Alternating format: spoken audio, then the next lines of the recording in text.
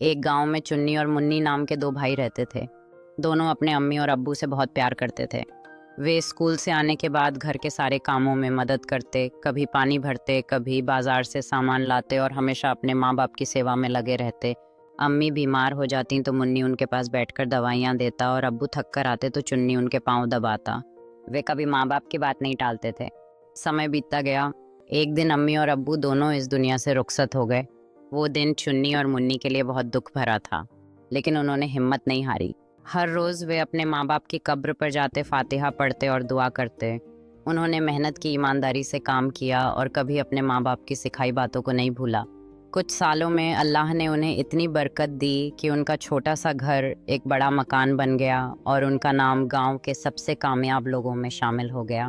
جب لوگ پوچھتے چنی اور منی تم اتنی جلدی کیسے کامیاب ہو گئے، تو وہ مسکرا کر کہتے یہ سب امی اور ابو کی دعاؤں کا اثر ہے۔ سیکھ ماں باپ کی سیوا کرنے والوں کو دنیا میں بھی کامیابی ملتی ہے اور آخرت میں بھی۔ ان کا سایہ جب تک ہو قدر کرو، اور جب وہ چلے جائے تو ان کی دعاؤں کو تھامے رکھو۔